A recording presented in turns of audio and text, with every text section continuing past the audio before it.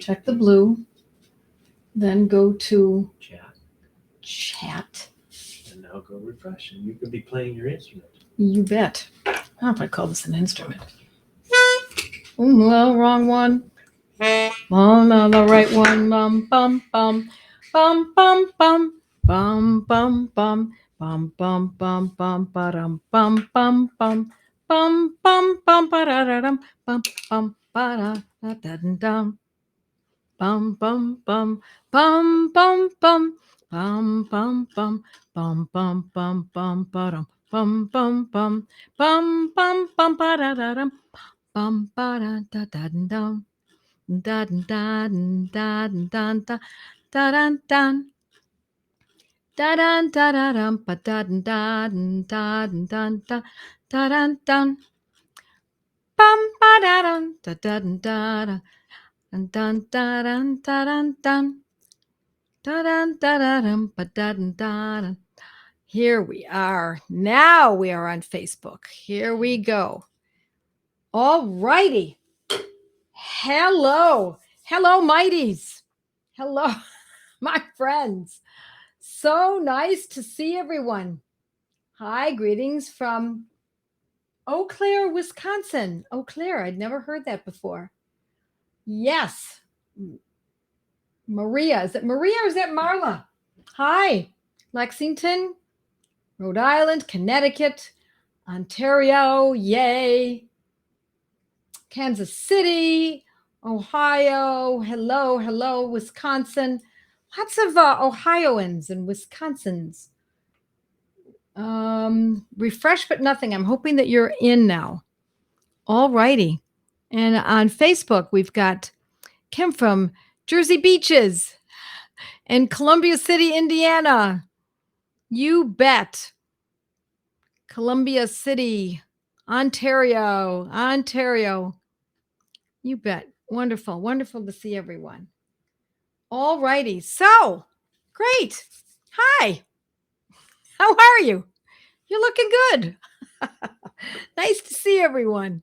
I love to see my friends join me from California, Nebraska, Saskatchewan. You bet. Mighties. Hello, my mighties, and hello, Facebook Live folks. It's really great to see everyone. So, if you're here and you're new, my name is Joette Calabrese, and I'm a homeopath. Been using homeopathy for 35 years, but in private practice, 27 years, I think. I can never remember. I kind of remember by the ages of my children, but about 26, 27 years in full-time practice. And been teaching a long time, teaching longer than I've been in practice. And I'm here to teach you tonight, every Monday night at 8 o'clock Eastern Standard Time. And so here we are. For those of you who do know me, welcome, my friends. It's great. Come on in. The water's just fine. Invite your friends to come to these. We need more people doing this. We want more folks doing this because your job becomes easier when you have your friends around you who are of the same ilk, and you can be the one to turn them on.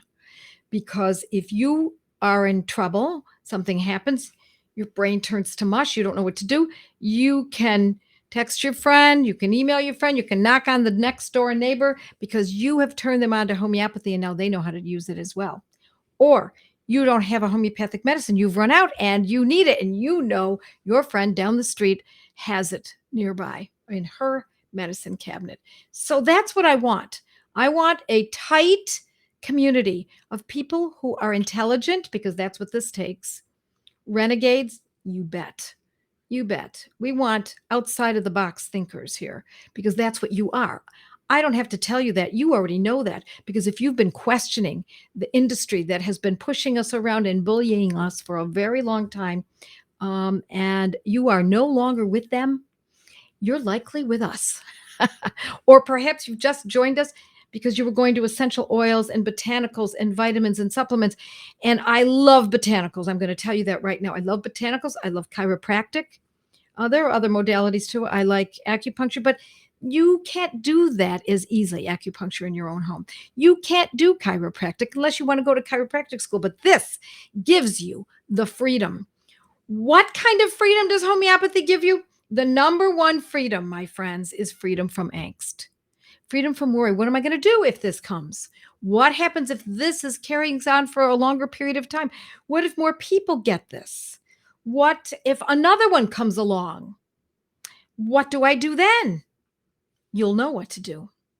Trust. Once you learn this, I want you to trust your medicines. Now, that's a statement that was it Pradeep Banerjee or Prasanta? Now I can't remember which one told me. I think it was Dr. Prasanta Banerjee said, we trust our medicines. We know our medicines and we trust them. And so that's why I go through this every Monday night with you, is to teach you these medicines. I'm not teaching you the full length, the depth and breadth of these medicines. I can only teach you so much because we only have half an hour. And meanwhile, I also want you get the information I give you and go deeper, my friends. Get your materia medica out. Own materia medicas. If you can't afford it and you're new here, you will be able to afford it. I guarantee it, because once you see the value of this, you're going to want to buy these books. But until you do, there are free materia medicas online. Boericke, Boericke, is online. Dr. James Tyler Kent is online. Free. You just write down the name and write materia medica, and you will find it at your fingertips. It's a little different method than what I use, especially with Kent. Dr. James Tyler Kent is a different method, but you're still going to get that baseline. So tonight, we are going to go to my materia medica, and if you own it, that's great. If you don't, no problem. You can always get it through my office or not own it at all. You decide. And we're going to talk about a medicine that is very dear to my heart. Actually, many of these medicines are, because I've used this medicine for myself and family members. It's a gorgeous, gorgeous medicine. And I'm going to show you my notes. I'm going to show you an old materia medica, which is Roger Morrison's desktop guide. Yes, I know. Look at that. It's not because I'm mean to my books. It's because my books are old, and this has been rebound twice. I can't find a bookbinder. If anyone knows one, let me know, but I'm not willing to send it all over the place. I don't care how insured it is. This book is precious to me. And it's not the book itself that's precious, because you can buy a fresh version of this. I actually have a newer version as well, but it's this, and I'm going to show you what it is. This is the medicine we're going to be talking about tonight, and these are my notes. Okay. And I did these, my notes look like this because this is years of going to seminars, homeopathy seminars in Toronto, in New York, in Ohio, any place I could go to get information. I would open up the book to that particular medicine that we were studying. That's just today's. I can show you plenty more of this. This is the way my book looks. It is, I would be lost without this book. Although I got to tell you, I'm not going to say I know all of this, but I know a good amount of it, because through the years, 34 years, 35 years of doing this, it becomes who you are after you've written it out and you've used it and you've worked with people and you've focused on it and you've taught it and you've used it in your family. Then it becomes second nature to you. And I know for those of you who are new to homeopathy, you don't realize it. You don't realize how much you're learning until you teach someone else how to use homeopathy, and you realize, oh my gosh, I knew that, and I knew that, and I knew that, and I know this, and I know this, and this person I'm teaching doesn't know that, and that's where I was a year ago, or that's where I was 5 years ago. And then you're going to be able to pat yourself on the back for putting the time and effort into learning this very, very important stuff. I don't know how people do without homeopathy. I suppose those who have many interests don't know how others can do without it. But excuse me, I don't need professional care. I just don't need it. I haven't needed it for many, many, many years. I did when I gave birth to my children. I had a doctor who came to my home, and I did need her care. But I'll tell you, by the third child, I actually seriously considered, if we were to have a fourth one, I would have done it with just my husband and me. I think we could have done it easily, because it was a piece of cake. But I don't take meds. I haven't taken meds for many, many, many years. I had a tooth that had to be extracted. It cracked. I had it extracted, and I did get a local anesthetic, but that's it. I had surgery 30 years ago, abdominal surgery. I had to have a general anesthesia then, but I have not taken Tylenol or antibiotics, et cetera, et cetera, et cetera, et cetera. And I'm telling you, the water is fine. Now, I'm not going to tell you that you should stop your drugs if you're already taking them. If you take blood pressure drugs, it would be imprudent for you to just hop off, because the body has compensated, has learned how to compensate with the artificial drug. And so if someone is going to stop using blood pressure drugs, they need to do it in a very judicious manner, well thought out, calculated, working with their pharmacist or a good doctor who's willing to help the person get off of it. But generally speaking, in order to get off of drugs, you have to have a substitute. You've got to have something that's going to correct the condition, such as homeopathy, so that the drugs become superfluous. So we don't just say, oh, don't take that any longer. Oh, nay, nay. What we do is we encourage people to work with using homeopathy, make the correction, and perhaps chiropractic, acupuncture, herbalism. They work to not need the drug any longer, and then the drug is dropped judiciously with the help of a professional. So, all righty. People are having to refresh. I'm seeing a couple people having to refresh. Keep trying. It took me several times to refresh. Okay. So, Perry, I don't know if you can hear this, but folks are having trouble getting in on, I believe. Tell me if the others, are you getting in all right? Some people are having some trouble in our Joette's Mighty members. Okay. So no, some people, yes, the learning curve for homeopathy at the beginning is like a kindergartner's phenomenon. You're absolutely right. But the more you throw yourself into this and the more you count on it, the faster you're going to learn. Of course, if you use training wheels for a very, very long time, you're never going to feel confident getting off those training wheels. You've got to get on that two-wheeler without the training wheels at some point. Force yourself, push yourself, study, make it happen. Okay. Okay, now it's good. People are having to refresh a few times, but it's working. Okay, good. So tonight we are going to talk about a wonderful medicine. It's a medicine that is very specific for chronic illness. This is not for acutes, okay? This is a medicine for chronics. And I'm not going to go into exactly how it's used because I cover that in my Good Gut, Bad Gut course, and I cover it in my allergic course. And I'm thinking if there's another course that we might be, it shows up in feminopathy as well, this medicine. And this medicine is Tuberculinum bovinum. Tuberculinum, Tuberculinum. And the second word is bovinum, just like bovine. Bovinum, Bovinum. Tuberculinum, exactly the way it sounds. That's why Latin is so wonderful, my friends, because it's phonetic and it makes so much sense. Now, this medicine, I'm going to read from my materia medica. I've got some notes that I've put in here, and I've to just expound a little bit on what I've already have in this book.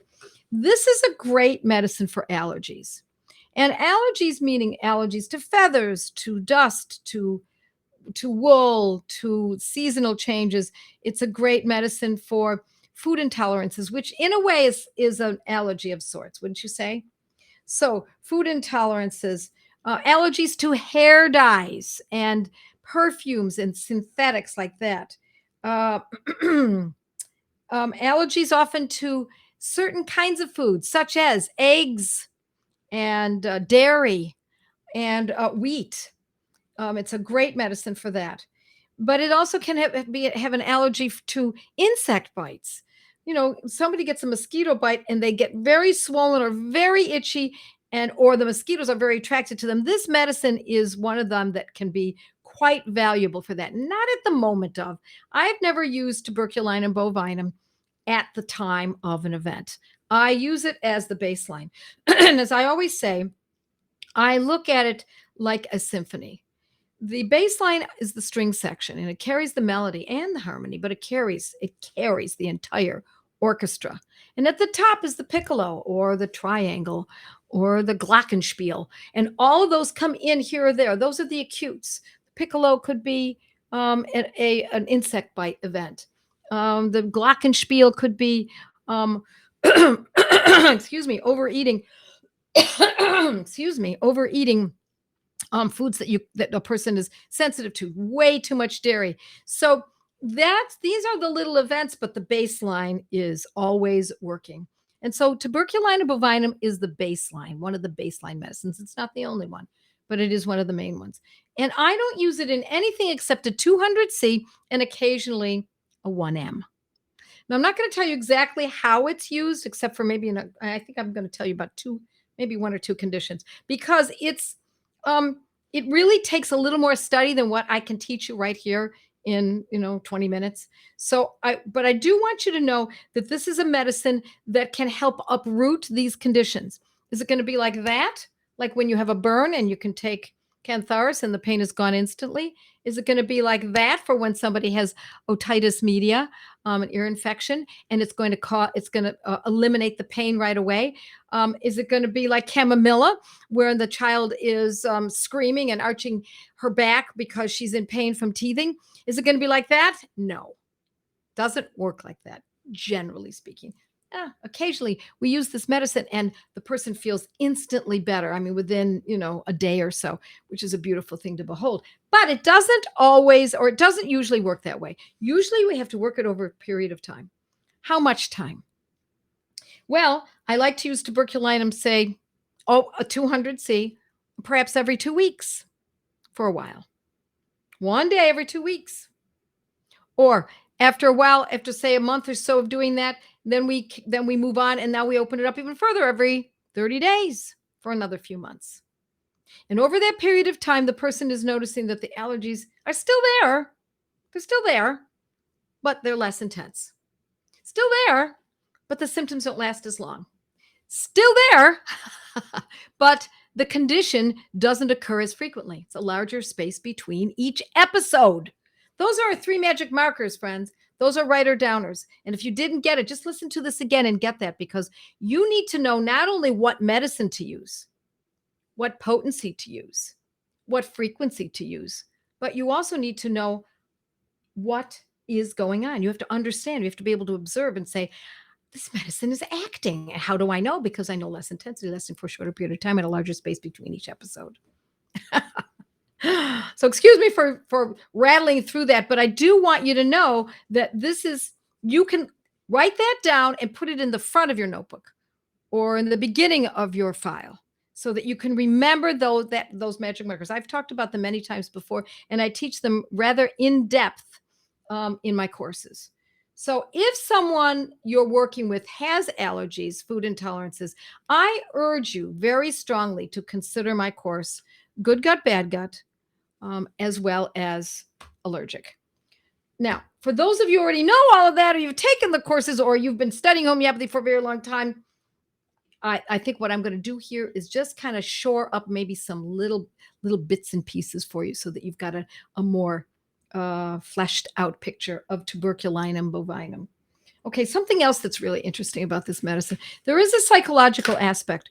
Now, I don't prescribe to the idea that we use the psychology of the person, generally speaking, the psychology of the person, unless that's pathology. In other words, why would we, not why. In classical homeopathy, the way it's done is the whole person is considered, meaning what position do they sleep in? What do they like to eat? What are their hobbies? What are their focus in their lives? How do they react to others? How do they interact with others, etc.? The method that I use, which is practical homeopathy, focused mostly on the Banerjee protocols, is I want to know the name of the condition. What's the name of the food intolerances. Okay, there we go. Now we use the medicines based on that. However, I will say that with tuberculinum, I do notice, and some others as well, that there is a psychology that is associated with the need for this medicine. And it doesn't need to be there, but if it's there, it just helps flesh out your understanding of whether or not this medicine is the correct choice for the person that you're working with. And that is that the person often is bored. They have a quick mind. They think quickly. They think quick on their feet. They get bored easily. They want to move on. Okay, we're at now. Mommy, we're going to the store. Yes, we're going to the store. We get to the store. Okay, Mommy, now we're going to the library. Yes, we're going. Okay, they're in the library. Okay, Mommy, now we're going to go for a long ride in the country. Okay, Mommy, next. The anticipation is where the pleasure is, but they have to get there in order to feel as though they've got a little cadence. And once they get there, then they want to move on. So they're people who switch jobs easily, readily, quickly, because they get bored. They're people who must travel all the time. always going on to something new, have a different hobby every other day. There's something new going on in their lives. They get bored easily. And so it's also for children and adults with ADD, attention deficit disorder. It's hard for them to stay focused. And so with all of this, the picture of the allergies and the food intolerances and this personality aspect, we're building up the understanding of this very glorious medicine. It's a person who also is prone to bronchitis and tonsillitis and swollen lymph nodes, especially around the neck, the throat. It's someone who gets frequent colds. Now, what's a frequent cold? Some people think frequent colds means, twice a year. I don't consider that frequent, especially for a child. Frequent colds, I would say, are every few months, or every few months, every few weeks. That's a frequent cold. It's also for a person who has unexplained fevers. There's nothing else wrong. It's just a fever. Sometimes the fever is a low fever, and it just kind of simmers below the surface. And so then I'm not saying that if someone has fevers that simmer below the surface, that person must get Tuberculinum bovinum 200C. That's not what I'm saying. But these are all the characteristics that we want to kind of line up a few of them. They don't have to be all of them, but if you can line up a few of them and really build your case so that it holds up in rubrics court, so to speak, then you know that you've built a real good case for this particular medicine. And again, this is not one of those medicines you use twice a day. There's one circumstance in which we do. I'm not going to go over that today. If you take the good gut, bad gut course, you will learn how it's used. I don't want to just put this out there because I don't know all of you. I know some of you, but I don't know all of you, your understanding of this. So I want to keep it kind of conservative and use this one dose every 2 weeks, etc., and not get too excited about how frequently to use this medicine. All right. I studied under Dr. Ramakrishnan for 5 years in Toronto and New York and New Jersey, as a matter of fact, all three places. And he liked to use this medicine for children who had ADD, as well as a lack of aptitude. So it either is a person who can be one extreme or the other. They can be a person who is very bright, quick thinking, fast on their feet, bored easily, too intelligent for the classroom, and have to keep moving. Or it can also be a child who has learning problems. Now, I'm going to use this word, and I know it's politically incorrect. And you know what? I don't care. I don't care about politically incorrect. I've given up on that a long time ago. So I'm going to tell you that this is the word that's used in homeopathy books, and the word is idiocy. So when you see idiocy, and I don't mean about the politicians today. I'm talking about, someone who does not have the intelligence that an average human being would have. And that is the old word that was used in the old homeopathy books. So that's what we're going to use too. So Dr. Ramakrishnan used to like to open any case in which there is that kind of a condition with Tuberculinum bovinum. But that open means that the first medicine we use. Now, with the Banerjee protocols, if you've been following me or you take any of my courses, you know that we open the case with camphor, 200, one dose, one day. And then we start. So that's the way I would open it. I would start with camphor, 200, one dose, one day. And then the next medicine is opening up the case to the specifics of the case. Whereas camphor, 200, one dose, one day is really about just helping to minimize the impact of all the drugs the person most likely has had. I mean, do you know anyone who has not had drugs? Do you know anyone who's not fallen for it? We've all fallen for it. I fell for it. When I think back at how easily I was persuaded to take this, smear that, ingest this, it's especially today, because we're in a time right now where people are questioning in a very big way. It's so stunning. It's gorgeous. They're finally questioning an industry that has done so much damage. I'm not talking about the doctors and nurses. I'm not talking about them. I'm talking about the medicaments. That is my concern. And taking that to one further step, Whenever you're working on a case, you're working with someone you love, you always look at what the drugs are that they're taking before you even open the case, before you even look at homeopathy. Because more often than not, the condition the person is presently suffering is often a side effect of the drug they've been taking. And I don't care if that drug has been taken for the last 20 years and only now it's starting to show up. That's the way it works sometimes. I mean, you don't look on the other side of the bottle and say, oh, yeah, you're going to have your side effects and your events that are going to be chronic illness as a result of having taken this drug. It will begin at 20 years. No, it doesn't say that. It's different for different people, and it depends on how much is taken and how many other drugs are taken so that there's a synergistic effect. So this is how you look it up. Don't look up what are the side effects of that drug. Forget it. They make it complicated purposely. Instead, and this will be changed too, and I've noticed it's already changed through the last few years.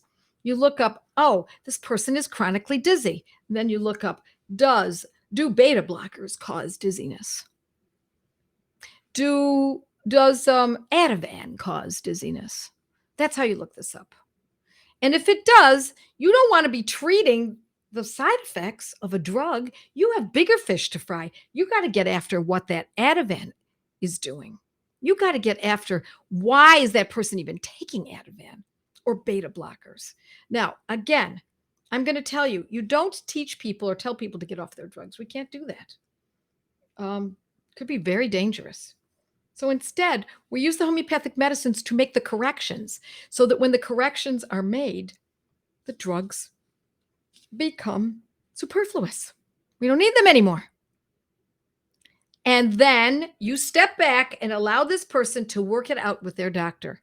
You don't tell them to get off their drugs unless you don't mind being hauled off to jail. That is the world in which we live in, isn't it? That is the world in which we live. Tell it, Aunt Joette. Hi, Melissa. Can tuberculinum cure our politicians? Let's corner the market. Francine, you know what? I think that they need something bigger than that. I think a lot of the politicians and the people who are running the show, like Anthony, little Anthony, are, as Joseph Mercola said yesterday morning with his new, and if you don't get Joseph Mercola's emails, you might want to do that. I urge you to do that. He's got a lot of good information there. Joseph Mercola, Dr. Joseph Mercola. And also while you're there, check out Del Bigtree while you're online. And then while you're there, you might as well check out Robert Kennedy Jr. I mean, why not? Let's just get the whole gamut, right? And then once you watch these folks and listen to them and read them, pass it on to as many people as you can think to pass it on to. We need this information out there. It's the only way this is going to be stopped. So what is the remedy that I would give someone like little Anthony? As Mercola said, Dr. Mercola said, he's a sociopath. And I believe that's so. There's a lack of empathy. There is chronic lying. There is a sense of superiority. So I would say it could be anacardium. It could be, these are psychopathic medicines. Now, anacardium is also great for things like poison ivy. So there's another aspect of it. We don't always have to assume that that's all the way. But when we take these medicines to an extreme degree, then we see the depth and breadth of the psychological aspect of these medicines. So, okay, best to download Dr. Mercola's articles. Yes, because they're ripped off the internet. They are stripped. Yes, little Anthony, flip-flop flag waving in the wind. People can't decide what is true. No, it's absolutely so. Yeah. I know. He needs Jesus. You got that right. Holy cow. Yes, Mr. Gates too, wouldn't you say, Robin? Yep, in St. Bay area. Yeah, you got it. Yep. Okay, so let's get back. I mean, I could go on and on and on about this, and I don't want to do that. Dr. Tom Cowan, another good one. Yes, Dr. Tom Cowan, Thomas Cowan. You bet. There are some really great people out there. There's another doctor that I was watching the other day. Let's see if I can find him again. I don't think I've got him right here. I just jotted his name down today. again. Eric. It's a short name. Now, if I find it while we're talking, I'm going to give it to you. Oh my God, you should see this desk. Oh, gotta be kidding. I got all these little slips of paper. No, I'm not finding it. Dr. Eric. Anybody know who I'm talking about? Brian Ardis. It's not Eric. Brian Ardis. Thank you, Denise. Dr. Brian Ardis. Unbelievable. He's done his homework. He gets the picture on such a deep level. Dr. Brian Ardis. Ardis. A-R-D-I-S, I think. That's a short name. Yep. Yes, love Tom Cowan. You know, it's interesting. I spoke on the same podium as Dr. Tom Cowan. We both spoke at the Weston Price Foundation many years ago, maybe 15 or so years ago. And I was going to speak shortly after he did, and he warmed up the room for me, so to speak. I don't know that he realized he did that. I hold him in high regard. And he said something that I just loved. His lecture was going to be on the subject of fever. And so the room filled up, 500 people, and the moms all wanted to know, what do you do for fever? What do you do when a child gets a fever? And this is what he said. Are you all paying attention? This is what I want you to do with fever. If a child has fever, you do nothing. Nada. Nothing. Do not treat fever. Nothing. Stunning. Stunning. It takes a real renegade, a real strong person, self-reliant, someone who has good self-respect to understand how important it is that we get these kinds of messages out there. Now, can we use homeopathy? Of course. Homeopathy will not suppress a fever, but I hold to the same idea. If you want to know how I feel about fever, look up this Joette Calabrese, Get Your Kids High. Get Your Kids High, Joette Calabrese. Carolyn Cole. Hi, Carolyn, an old friend. All right. And what do I suggest for adult ADHD? Same thing. Same thing. It's the same remedy that we've been discussing tonight. So I think I've got some more questions. Let's see if we can get through them. I'm actually running a little bit late. Anyone else get so screaming mad learning true medicine and how much they have been killing us all so flaming mad? I know. I feel the same way. But the tide, I believe, my friends, is turning. I really believe that.